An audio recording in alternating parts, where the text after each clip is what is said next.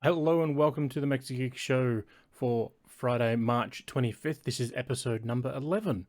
Um, Very late start for this one. There's been some things that have been going on here in Maxi-Geek headquarters that we've been focusing on. So delayed start for this week's episode, but we're still here and we've still got some news to talk about. It's been a very quiet week. We haven't had any, giant state of plays focusing on a game. We haven't had any major bombshells. Of course, today is an insane release day.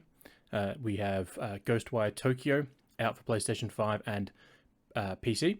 Tiny Tina's Wonderlands is out for PC, Xbox One, Xbox Series X and S, PlayStation 4, and PlayStation 5. And over on Switch, Kirby is back with his next title and his first 3D adventure in Kirby and the Forgotten Land. So we do have reviews up for Ghostwire Tokyo and Tiny Tina's Wonderland. And we'll have a review up over the weekend or early next week for Kirby. So it's been a very, very busy week here in the world of Maxi-Geek. But even though, there's not been any big news announcements like bombshell announcements, there's been a lot of actual games being shown off because there's... Let me just mute that so it stops making noise. So there's been a lot of information because we've had the Mix, the Media and Indie Exchange event. They celebrated 10 years this week. And then just this morning we had the Future Games Show Spring Showcase. And obviously spring being in quotation marks there because it is not spring here, it is autumn, but they're based out of the UK. So they use the UK seasons for when they name these things. So I said, we've had some big news. We've had some okay news. And we've had some interesting news. So let's get into sort of one of the more sadder parts of the week, a game being delayed. So as you can see here on the screen, Suicide Squad Kill the Justice League, which is the next game from Rocksteady, has been delayed till 2023. So we got our first look at the game initially back during DC Fandom 2020. Then when they showed it off, they said, look, we're not going to see this game till 2022 in our hands. We got an actual gameplay trailer and then a secondary trailer at DC Fandom and the Game Awards last year. So in October and then December. And then there were, reports that it was going to be delayed, back in early February. But there was no confirmation on that. But the game's director, Sefton Hill, has come out via Twitter confirming that, yes, the game is being delayed and it will now release in spring of 2023 for the Northern Hemisphere. So basically 12 months from now for us. Unfortunately, there's no reason for the delay. They've just decided that they needed the extra time. The more interesting thing is we didn't actually have a release date for it yet. So even though it's been delayed, it could have been delayed from, December 15th for all we know, and it's coming out March 1st. So the delay could only be 2 months, or it could be, 6 months, right? They could have planned for a September release, and now we're going to get it, in March or even end of May. So the only thing sort of I think is interesting is that the last full game that Rocksteady released was Batman Arkham Knight in 2015. So by the time this game releases, it'll have been almost 8 years between their games releasing. They did obviously do that Batman Arkham VR thing in the very early days of PlayStation VR. But let's be honest, that wasn't a full game. That was an interactive museum of Batman Arkham history, which was fine. It was interesting, but it wasn't what people wanted. It wasn't a whole new game. So, so it'll be a while between their games, but the old Shigeru Miyamoto quote keeps popping up every time a game's delayed. In that, a rushed game will be bad. Sorry, a delayed game will be good, but a rushed game will be bad forever. So probably not so relevant these days with patches and all that sort of stuff, but it is what it is. Speaking of is what it is, let's talk about weirdness, and that is courtesy of Xbox. So as being reported here by OzGamers, Xbox have announced a custom Xbox Series S console, which if you're watching the video stream, you'll see it on there, which is, it's an all black console, except on the top around the ring, around the black air vent, they've put a golden ring there, and then they've put some art from Sonic the Hedgehog 2, the movie that's coming out next week. They've put some art from that movie there. But the reason why this is weird and why people either love it or hate it is because the controllers are furry. So there is a red and a blue controller, and they have fur. Obviously, trying to mimic the fact that Sonic and Knuckles both have fur. Technically, Sonic doesn't have fur, he has quills, but, let's not nitpick on that thing. It is a really weird thing that they've done. I don't know why they opted to make this. I mean, I don't know what somebody thought of when they said, hey, what about a furry controller? Most game controllers get dirty and greasy just by people's regular hands, because their hands are constantly emitting oil. So I can't imagine that, controllers that are fabric are going to, fare any better than a regular controller. I mean, if you had them on a shelf or something, they'd be cool to sort of show off. But I wouldn't, I wouldn't put them there as being, the best things in the world to showcase. Correct, Steve. It's just one of those things where on a shelf, it'd be like, hey, look what I've got. They're kind of cool. But I wouldn't use them. Not to mention, who knows how hot the controllers would get with fur wrapped around them. I mean, whenever anyone's cold, they put on, fake fur. They put on a thicker jumper. So, if we're going to do that to controllers, that's obviously going to be a bit weird, in that sort of sense, because, yeah, it's just one of those things where it just doesn't make sense that they've done it that way. But hey, maybe the controllers are super cool, in reality. All I know is that, if they were offered to me, I'd put them on my shelf and they'd be a talking piece, but they wouldn't be functional. They wouldn't be used in any way, shape, or form. Speaking of things to be used, Ilphonic are a developer that are best known more recently for the Predator Hunting Grounds 4v1 game, and during the week they announced their new one. The new one is Ghostbusters Spirits Unleashed, and it is again a 4v1 multiplayer game set within the world of Ghostbusters.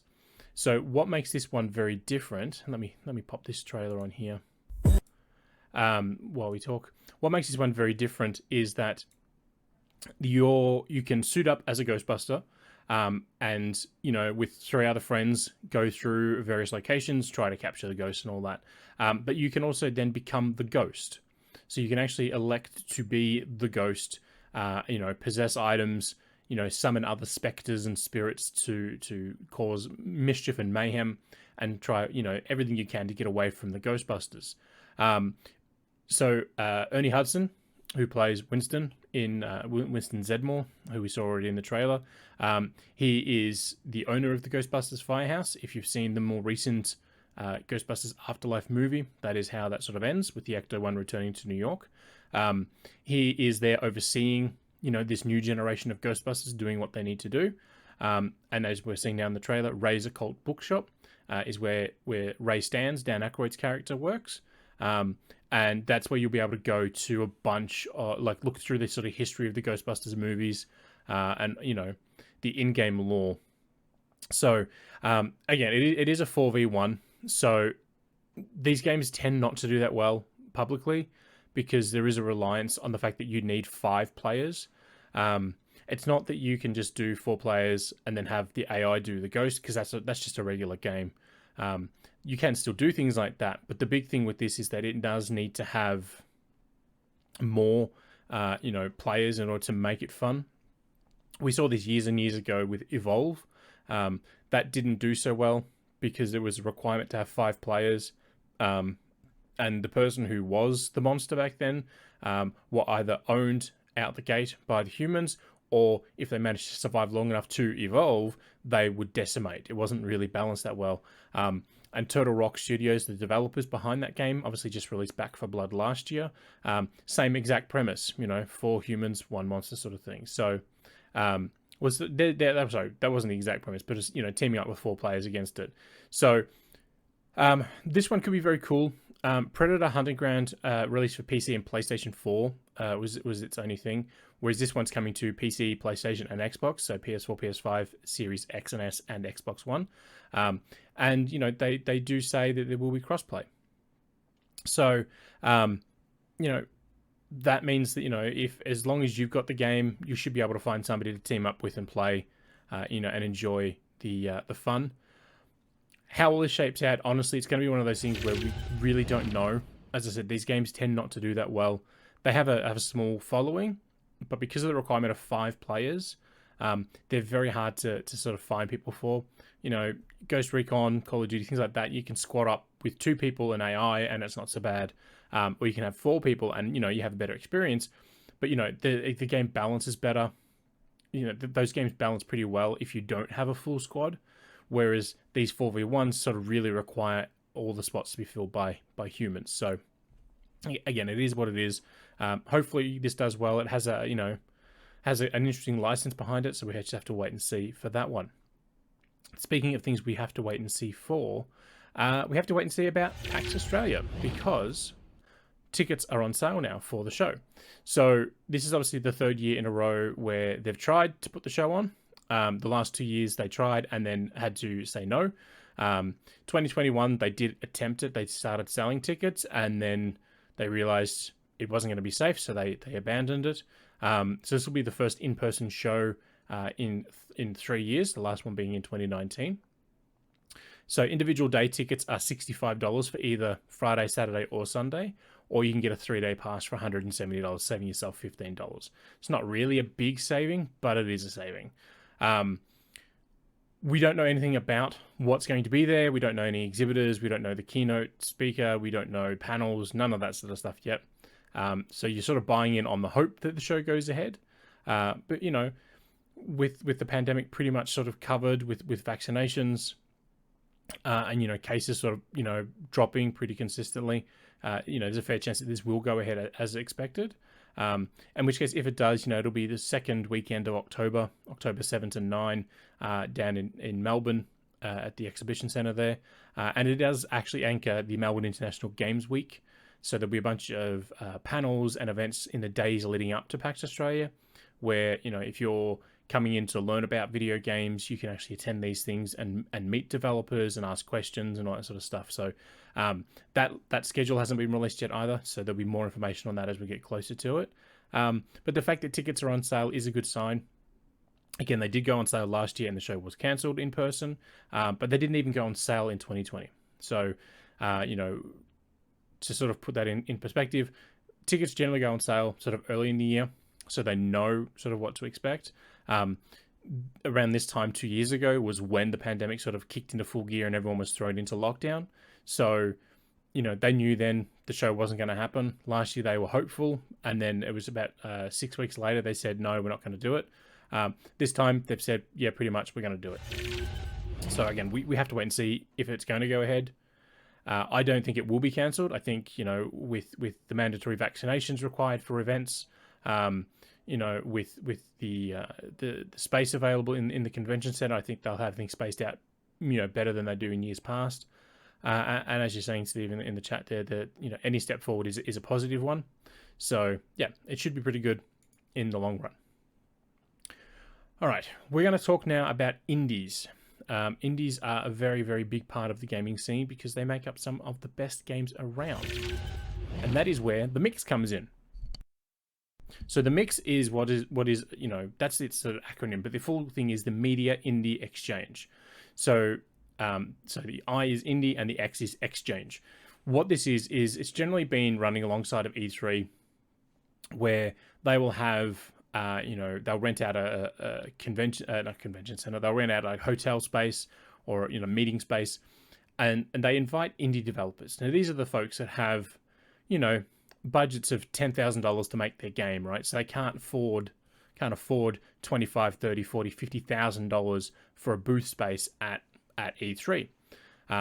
These are the type of games you'll find at the indie sections in PAXs. Okay, the mix is basically saying, during these massive events where you've got journalists from all over the world, you know, come check out these games. These aren't your Fortnites, your Call of Duties, your Battlefields, all this stuff. These are, you know, 2-3 man teams, or, you know, a team of 10 people working from around the world to make this experience. So that's what the mix is. So I've been to 4 of them when I was in LA for E3, and they're always great fun because it's not just, you know, I go to you know, the PlayStation booth when they had one, and the folks working the booths, you know, on the show floor are generally just hired event staff. They're not, you know, developers, right? Whereas these guys are the developers. So during this 5-hour stream, so if you want to watch it, it is 5 hours long. They showcased over 90 games, right? 91 in total. I picked 10. So I have 10 games in my list here that I think are very, very worthwhile watching. Some of them, we know platforms for. Some of them are still sort of TBA. There's no release dates on any of these, so we have to wait and see on them. But we do know that they are coming. So Little Gator Game is basically you're a little kid alligator who wants to be a hero. It's very much inspired by the Legend of Zelda series, and it's got this very sort of unique sort of art style to it. I think it looks very cool. Onsen Master, it's out, I believe, in early access on PC. It's basically you're running a Japanese bathhouse. So your entire premise is to, somebody comes in and says, hey, I want to soak in this type of water. I want this sort of thing served to me while I'm in the bath. So you have to prepare the bath, have to keep them happy while they're there, but then get them out so you can get more people in, blah, blah, blah. We've seen this one a few times. Every time it pops up, it just looks very cool.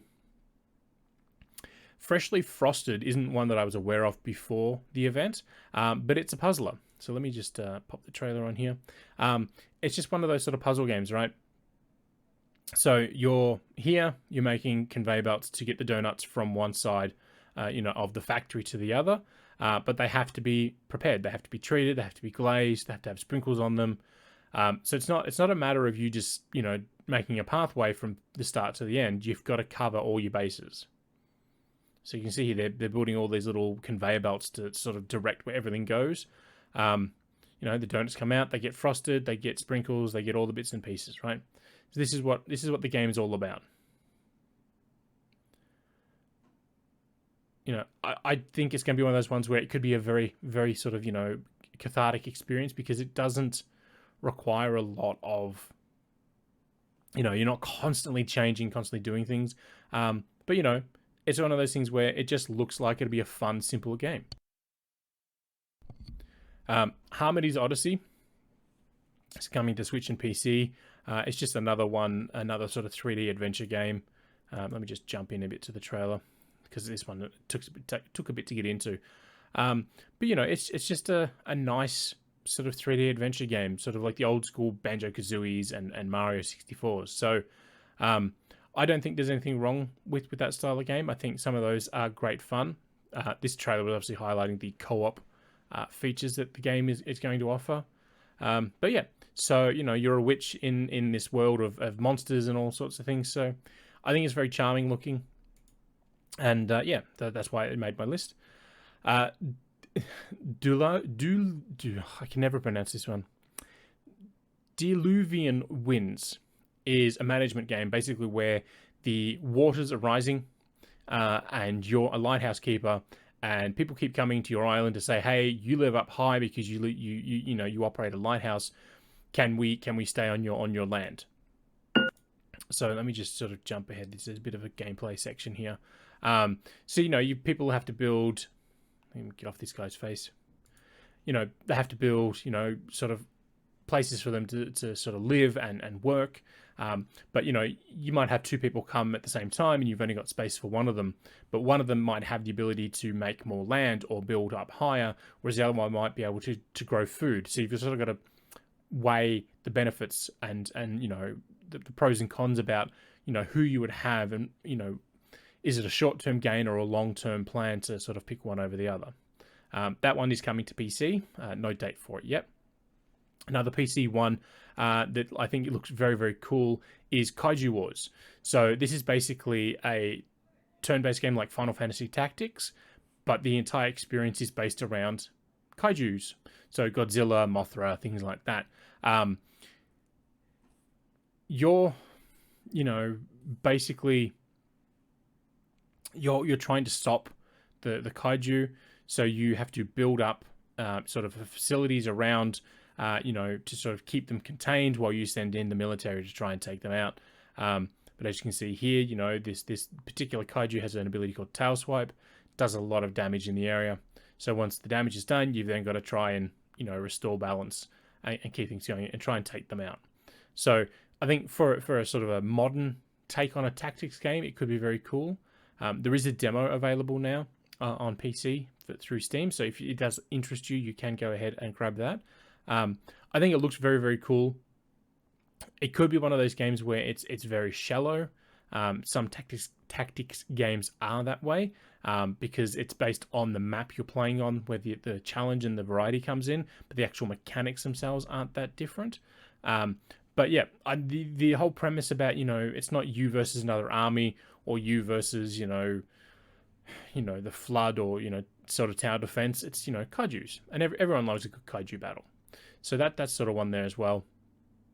Soundfall is a game that I got to play at PAX in 2018. So it's been coming for a long time. And when they had it, they'd only finished the build that they brought to the show 2 days before the show started.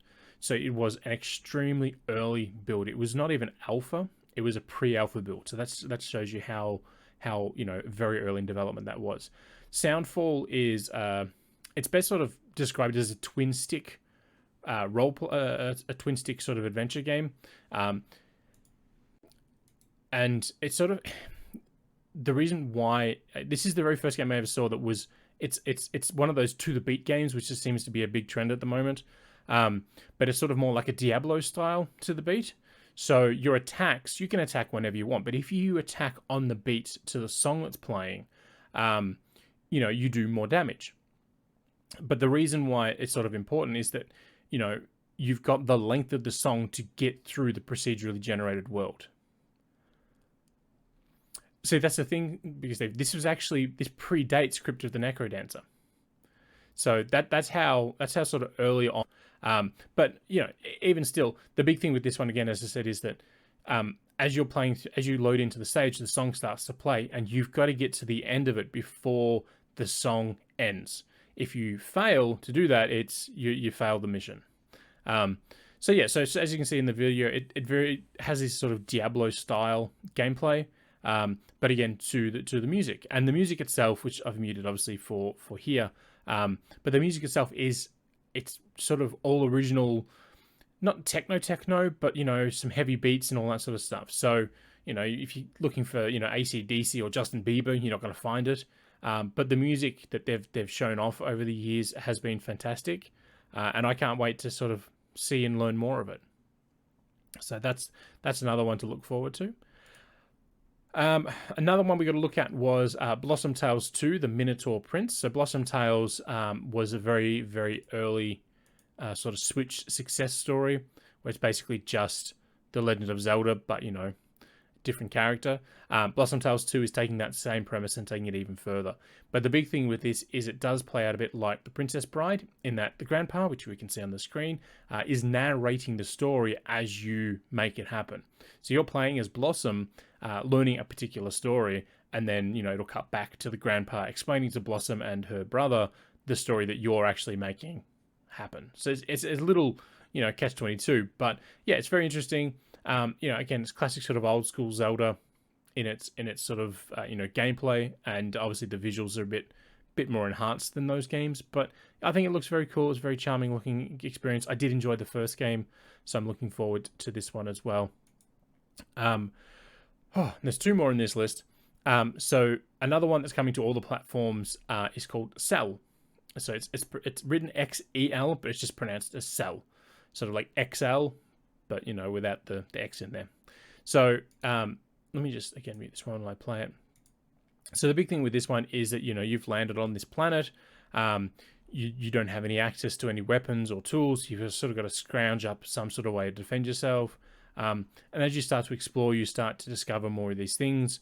So there's puzzles to solve and all sorts of things like that. So again, it's another one of these Zelda sort of style games where there's a lot sort of to sort of see and do, and as you get new equipment, you can come back and explore again.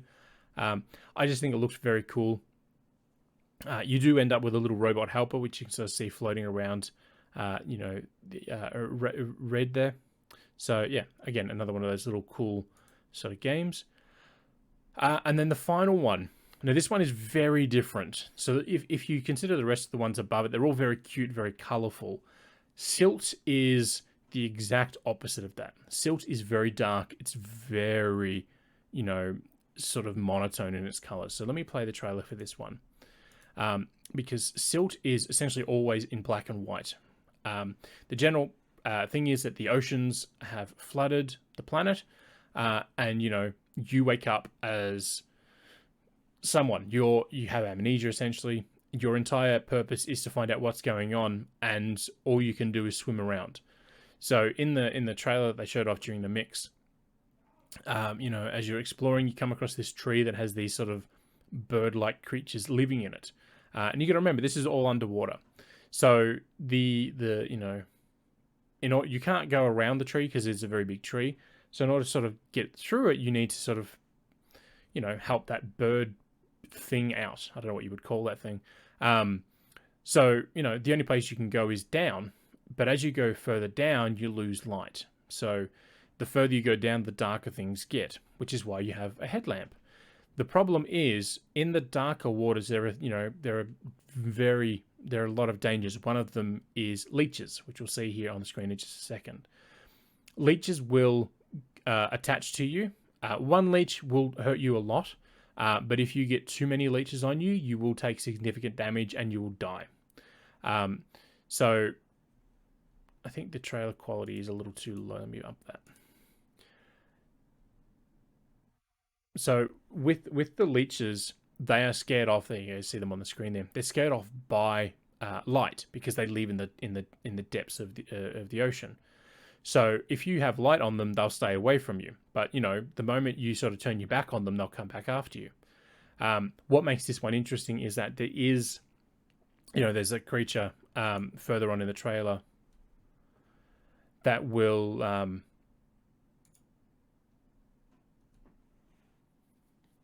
like attach and block your mask. So these bulbfish that we're seeing here on the screen, they will swim around you. They're very simple creatures. They think you're great because you've got a light, so they'll follow you along and they'll keep the other bad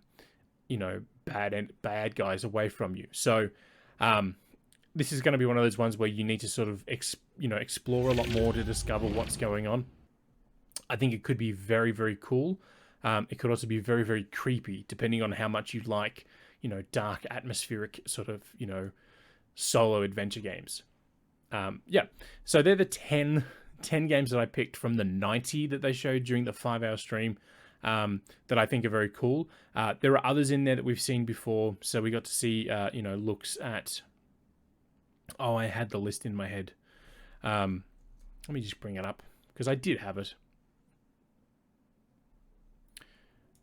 Oh yeah. So we got to see Neurodiver. We got a new trailer for that one. We got a new trailer for Orbital Bullet, Time on Frog Island, which is it's a renamed of another game we've seen before. Void Train, we got to see that last week from the ID@Xbox event. Tinykin, I actually got to play that a while ago, so there's a preview on the site for that one. Itera, we got to see a new trailer for that one. So there's a lot in there. I said, there's a game here called Truck World Australia. It's a trucking simulator set in Australia. It's pretty straightforward. So yeah, they cover everything. Cow the Kangaroo, Project Warlock 2, Block'em. There's a lot in there. So if you are interested in that, the link for all that is on the site. Something else that we got confirmation of this week is that The Witcher is coming back. So The Witcher series, obviously, they've done 3 games and a bunch of expansions for it. CD Projekt Red, after the release of The Witcher 3, focused full-time on development of Cyberpunk 2077, and they've now since confirmed that they're making a new entry in the Witcher series. It is the only thing we know about it so far is this single piece of concept art, if you will, that has a very different looking wolf medallion, and the tagline just says "A new saga begins."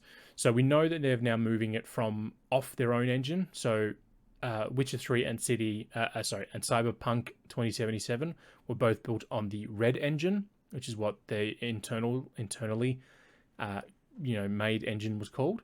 And they're now going to be making the games on Unreal Engine 5. But beyond that, we know nothing else. There's no time frame on a release. There's no yes, we're going to see more Geralt. It's all going to be about Ciri. It's going to be about Yennefer. There's none of that. So we don't know where in the timeline it takes place in the world of The Witcher. We don't know the characters. We don't even know, what platforms this game is coming to. Based on the fact that it's Unreal Engine 5, though, I wouldn't imagine it's going to hit anything, Switch, PS4, or Xbox One related. And we don't even know, how long the game's been in development at this point, or if it's just even starting development. So, it's a bit interesting that they're doing it. They're moving from one engine to another, because they've made a big deal about their own game engine. They stuck with it for Cyberpunk, and obviously it didn't do so well for them, on the older consoles, but they stuck with it. So we do know obviously that The Witcher 3, Wild Hunt is coming back to Xbox Series X and S and PlayStation 5 as an enhanced version, sometime in the next few months. And when that does happen to release, if you own the game already on the same console family, so Xbox One to Series X or PS4 to PS5, you'll get a free upgrade, much like they did with Cyberpunk 2077. But beyond that, there's not much more Witcher that we can look forward to for now. Moving on to things that took a long time to get here, but now that they're finally here, we are very, very grateful. And that is the fact that on the Switch, you can finally make folders. To be fair, we're calling them folders, but the actual definition that Nintendo use are groups. So the big thing that people have wanted for years is the ability to sort of group things together so they can make, this is my indie folder, this is my big folder, right? This is my Mario folder. Nintendo, we're 5 years into the Switch life cycle and we only just got them. So groups is what, again, they call folders. You can add 200 titles to a group. If you have 200 things in a group, it's not really a group, it's just a sub-library at that point. So what is very cool is you create a group, you can then go in and add the software that you want. So, here's sort of the process flow. You pick the games, you can actually search by keywords. So if you pop in Mario, any game that has Mario in the title would appear. Yeah, it took a long time. The 3DS got folders, I think, like 2.5 years after that console launch. So the fact that it took this long for the Switch is obviously very weird. So if you search, as you can see here on the screen, there's, the 3 Walking Deads that are on Switch. If you just search walking, those 3 will pop up. But if there's another game that has walking in the title, that will also appear. Once you've selected them, you can actually arrange the order. So you don't have to select them in the order you want. You just select all of them and then you arrange them later. You give the folder a name, the group a name, and it pops up in the list. That's pretty straightforward stuff.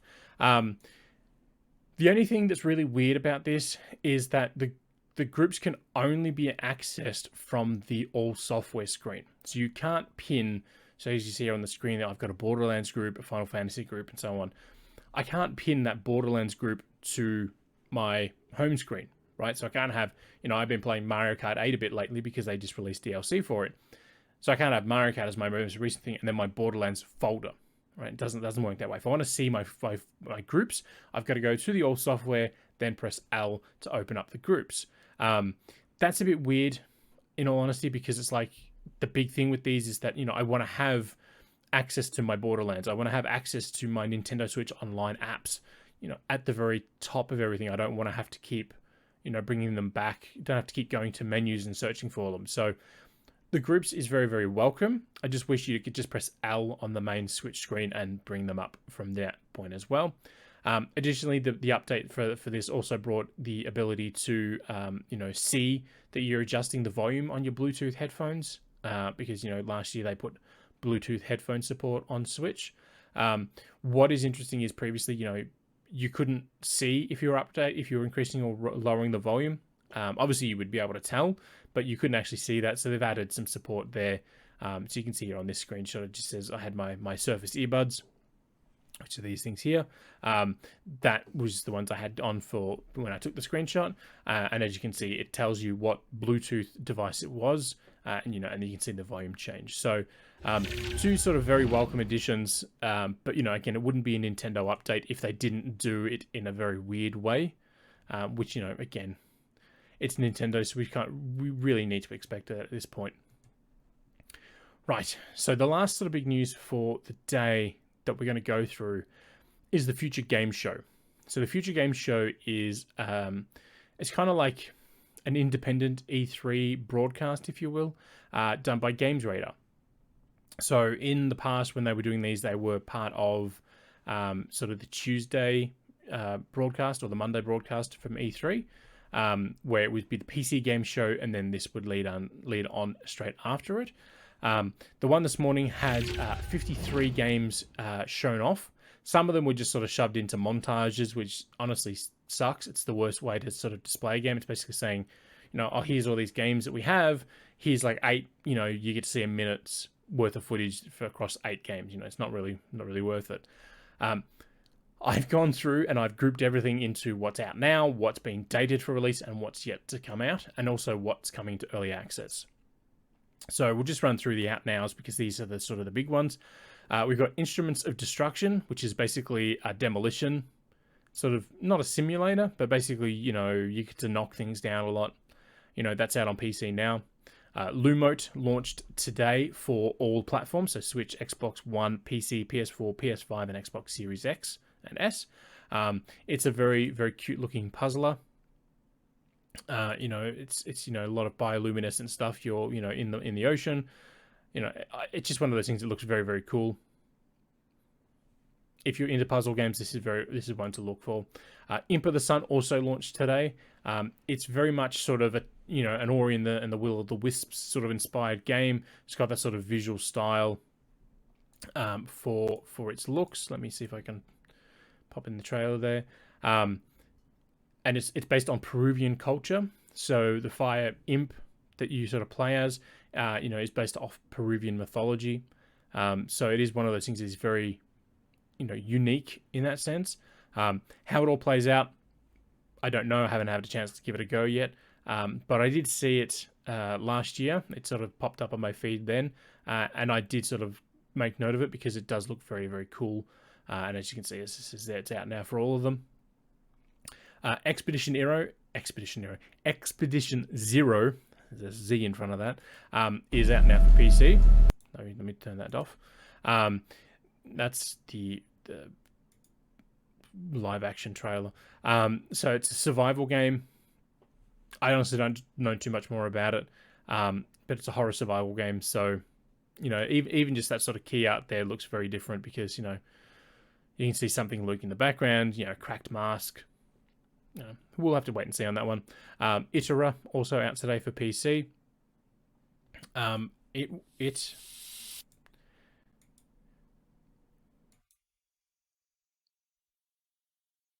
Yeah, Expedition Zero, it does look very interesting, but I think it's going to be one of those ones where it's either going to be the game, like a game that you're really in for, or it doesn't appeal to you at all. Some of them, some of those games do very well, because they hit that sort of sweet spot for people. But, we have to wait and see. Itera is very much sort of an homage to old school adventure games, like 2D adventure games.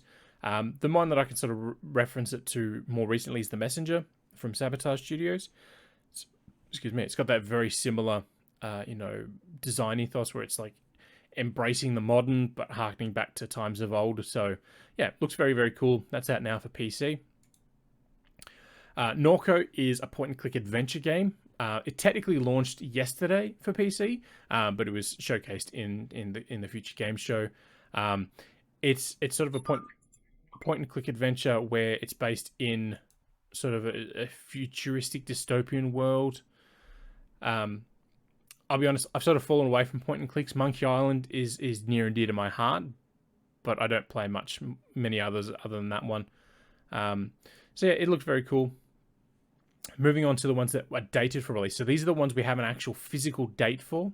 So Crime Site is basically Persona meets Ace Attorney, and it's being published by Konami, which sort of surprised me, and it's coming out on April 14. Midnight Ghost Hunt is a 4-player survival co-op game where you go into various locations and hunt ghosts. When I saw this trailer, I just thought, these poor guys, here they are, sort of revealing their release date for the game, like 2 days after a new Ghostbusters game was announced. This one does look very cool. Obviously, different gadgets will impact how you survive and how you approach different ghost hunts. Death Stranding Director's Cut. We knew it was coming on March 30th for PC, but they put a new trailer in the showcase. Demio is coming to PC on April 7th, but there is a demo available for it now. And this is basically a video game version of a tabletop game. So it's not an adaptation of the tabletop storyline or anything like that, but it's literally just a computer version of a tabletop game. So if you can't, get 4 mates around a table to play it, this could be a way to do it online. Dorf Romantic is coming out April 28th for PC. It's been in early access for a while now. And it's a city building game where you have tiles and you have to sort of go around and put the tiles down in an order that are pleasing for you, but also beneficial to the community you're trying to build. It looks very, very cool. We'll have to see how that shakes out. We got a new trailer for LEGO Star Wars The Skywalker Saga, which is coming to all platforms on April 5th. This one, they called it the Darkness Rises trailer because it focuses on the bad guys. So Emperor Palpatine's much unknown Order 67, which apparently triggers a dance party for all the clone troopers. We got to see the shirtless Kylo Ren minifig in action. So a bunch of those sort of things. And we got a second trailer. This is the second trailer in a week for Vampire the Masquerade Swan Song. So this is a sort of, not a choose your own adventure, but it's a narrative-driven RPG. Much like Detroit Become Human, there are 3 vampires that you play as. Each character has specific skills and strengths that they can go with. They all have the same weakness, so they're all vampires. So they do need to feed on blood in order to, use these abilities. The more they use the abilities, the more blood they need. If you fail to meet the requirements of the blood, if you don't drink enough, or you keep saying, no, I'll do it later, I'm in the middle of something, your character can lose it because of bloodlust, and they can literally just attack the nearest human and drain them dry, exposing vampire kind. And if that happens, there are actual consequences to your character for that decision, for that inaction, essentially. But there are also, there's abilities that if you sort of push the limits of, when your character's like at the line ready to attack, but you say, hey, no, actually, we're going to do it the other way. You can, get a buff essentially by going out of your way to get those, sort of benefits. There is a second trailer that's already on the site where they go into more detail on that. All right. Next section is the games that we know were revealed as coming to early access. So obviously we don't have dates for these. We just know they will be in early access at some point in the future. This means Warp. So to play on, obviously the thing, this means war. You and your friends, the crew of a spaceship, and you have to sort of make decisions together. So it's a bit sort of like Among Us, but cooperative. Where you'll come to, like, maybe there's a ship coming your way. The ship may hail you, and then you have the option to ignore it, to talk to them, or to attack them. And it's a majority rule. So if 3 people vote to attack and you vote to talk, you all attack, and then you have to deal with whatever consequences come your way. Song of Conquest. This one, when I saw this, I just went, this looks like the HD 2D that Square Enix have been using. I will actually play this trailer while I talk about it because it does look amazing. So it's very much an old school sort of RPG, but it's got a bit of sort of Age of Empires mixed into it. So you have to build up,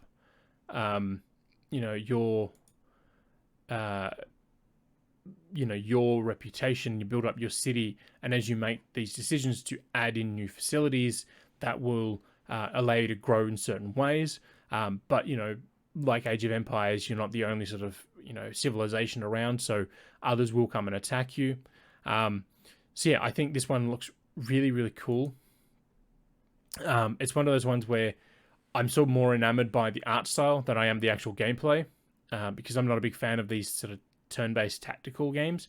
But yeah, I just think visually, they're going in here to the different factions, but I think visually it just looks stunning. Obviously this is still very early in development. It's coming to early access for a reason. So it could change a fair bit. But yeah, it just sort of reminds me sort of not a grown-up HD 2D, but just sort of a more advanced version of that sort of visual style. So one that was just announced the other day, literally like 2 days ago, is Marauders, coming from Team 17. And it's coming to PC and Xbox as part of its early access. And it is a 4-player co-op game where every time you go into a run, you'll be given a list of objectives to get equipment. If you complete them, you get paid, you get to keep some gear. You can then take that gear into your next run, so you can have better armor starting the run, or a better weapon, or more health, or whatever. And the more you go into these runs, the more equipped you can be. But if you fail a run, so if you don't get the requirements sorted, or you die, you lose everything. So it's very much balanced in that you will have to keep pushing forward to get better gear, and the gear can then stack to unlock better rewards, and XP that you earn for completing missions can unlock additional levels of things, so that you want to keep doing it. And it's basically, you're a space pirate. So it's all sort of set in space, Earth is destroyed, and the only way to sort of get good information or good stuff anymore is to sort of raid ships in space. So yeah. So those are the ones that are coming to early access. They all look sort of interesting in their own way. I'm very interested in this Song of Conquest, purely because of the visual style, but we'll wait and see on those. I'm not going to go through all the undated, because if we do, that's like 35 games. But I won't detail them, I should say. I won't go in and say what they're all about. But these were just shown off. These are in the order they were shown off during the showcase. So they kicked off with The Time I Have Left, which is coming to PC. Gun Jam, it's another shoot to the beat experience, coming to PC. Turbo Golf Racing. When I first saw this, I just thought it was Rocket League, but for golf. It's not Rocket League related, even though let me pop the trailer on. I don't know. I look at this and my mind just went, oh, this is just Rocket League. I honestly, I look at it and I just can't think of anything other than Rocket League, but instead of soccer, it's golf. So I'm not sure what they thought of when they said, hey, let's do a very, very similar visual style to Rocket League. It's car golf, not car soccer. So it's, essentially the same gameplay, base, but, I don't know. I might be just going crazy, but I look at it and I just go, oh, it's Rocket League, but for, golf. So we got another look at Flintlock, The Siege of Dawn, which was announced last week. That is coming from A44, the developers of Ashen over in New Zealand. We got a look at Alterborn, which is coming to PC, PS4, and PS5. Cursed to Golf, we got a release window. It's coming out in winter of 2022. That's coming for Switch, Xbox One, PC, Xbox Series X and S. I know it says PlayStation in that list, but it's actually incorrect. It's not coming to PlayStation at this time. I will fix that. Power Chord coming to PC. It is a card-based music battler. So it's a deck-based game where you have to assemble your deck, and as you play cards, your band will, play better, melodies, which will then defeat the other band in this Battle of the Bands game. Terror of Hemosaurus is sort of an homage to Rampage. It is a 2D sprite-based kaiju game where you're essentially just having to destroy and cause chaos to everything, and that is coming to all the platforms. Spirit of the Island is coming to PC very soon, but it's another one of these, I'm visiting this island. We need to cultivate this island, build buildings, restore the land, rah, rah, rah, rah. There's been so many of those lately. It's just another one of those. Project Warlock 2 is the sequel to Project Warlock, which is on most platforms. So far, this is only coming for PC. But Project Warlock 2 is a first-person shooter, but the visual style is sort of all 8-bit sprite work. So we've got the trailer playing just quickly here. Honestly, it looks visually amazing. It sort of reminds me a bit of 13, the original release of 13 with like David Duchovny in it. Yeah, it's a first-person shooter with a very unique art style. It's still very, very early on in its development, so there's no sort of time frame on this one. But I think it could be fun. Moving down beyond that, we've got Abyss, which is another destruction-based game. So the fact there's 2 of those in this is weird. Revolution: The Spark coming to PC. It is a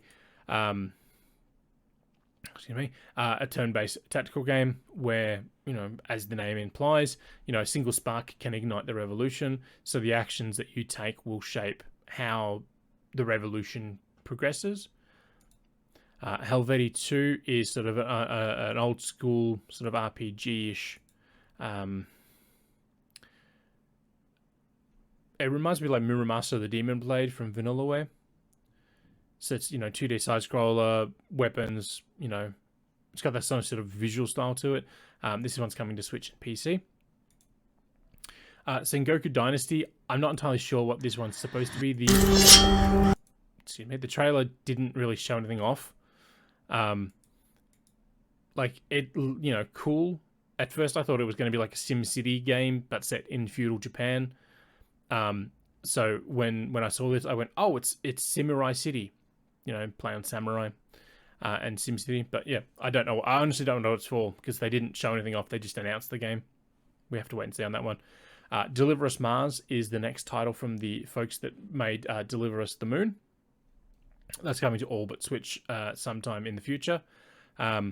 Justice Sucks Recharged is a game coming from local Melbourne developer Samurai Punk to PC, where you are a Roomba and, for some reason people are trying to kill you, but you can then, hack other, mechanical things around you to cause problems and take them out instead. And then after that, we got into the Team 17 montage, where they just threw a whole bunch of games in the screen over the course of like 3 minutes. So we got a brief look at Gord, Sweet Transit, Ship of Fools, which was just announced a few weeks ago, The Unliving, Batora Lost Heaven, which is coming very soon to all the platforms. The Serpent Rogue it looks very cool. But the reason why this one is interesting, it does have a release date, okay? But I didn't put it in the dated products because the developer is Ukrainian. Now, they've already committed to saying, hey, we're going to release the game on this date. Screw Putin, this is what we're going to do. But I didn't want to put it up there just because it's like they're in the middle of a war, and their priorities will shift exponentially, from one side of things to another if it requires it. So it's just sort of down here for that reason. Thamisia is coming from a Chinese studio named Overborder Studio, and it's basically just sort of a Dark Souls, but set in a world of sort of plagues and everything. I think it looks very cool. I really wish this would stick to the HD stuff, but yeah, it's not Dark Souls exactly, obviously, but takes a lot of that inspiration. And you're a medical doctor, so it has you kill things. You're cleansing the world of this plague that's causing problems. So it could be very cool. Trepang 2, we got another look at that one. Leaving Team 17, we got a look at Scary Fire, which is again another one of sort of retro inspired RPGs.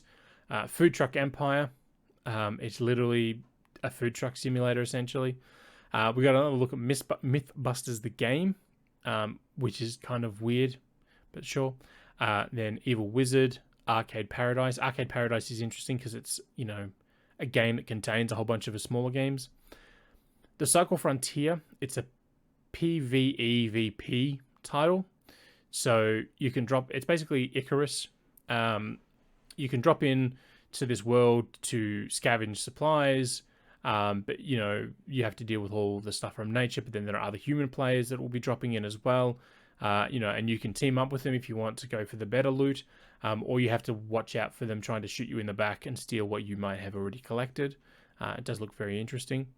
The Outbound Ghost is essentially a modern Paper Mario.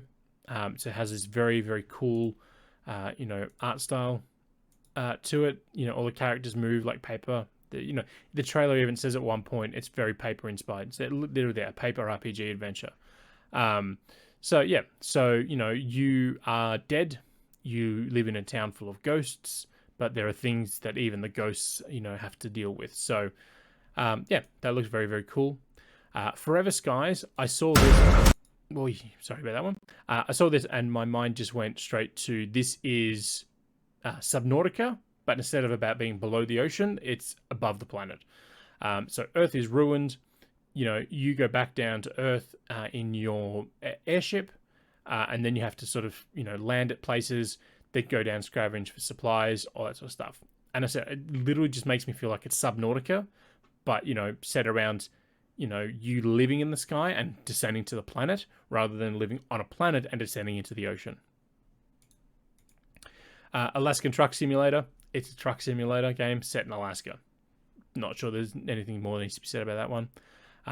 Immortality is an interesting one. It is a FMV-based game where this, you know, well-known actress has vanished and all her movies have disappeared. So you have to sort of look through archival footage of interviews, you know, behind the scenes sort of stuff from movie shoots to try and piece out what happened to this actress. Again, we got another look at Silt, which we saw before. The Cub reminds me of not Limbo, the other one that they did. You know, you're there, you're on this planet, you're sort of surviving, and then people will come to try and capture you. You know, it's coming very soon to all the platforms. And then they ended on Lego Brick Tales. And what was interesting about this is the more I saw of the trailer, the more I sort of went, you know, this reminds me of this. You know, I'm getting bridge constructor vibes from this one. And what was interesting is, you know, for years people have said, hey, we want a game where, you know, we can build things out of Lego to do things. You know, and that's what we're seeing here. So this archaeologist has been saying, hey, the journalist hasn't arrived, you know, and they're on this diorama. They're basically stuck in a tree up on a top level. So you have to build, you know, some sort of vehicle from the parts they provide to you to, you know, get up to them. You don't have to use everything, but they give you all these pieces and you have to sort of make do with what you've got. And I said, it just gave me this really weird bridge constructor vibe. And there's a good reason for that, because it's developed by the team behind Bridge Constructor. So, yeah, that's sort of where they ended with for it. There's 5 biomes planned. Let me swap over to the actual story. So there's 5 biomes planned. You know, we've got a desert, jungle, you know, things like that. I think it looks very cool. Unlike the other Lego games from Traveler's Tales, which, you know, they throw Lego built objects into a world that looks, you know, realistic.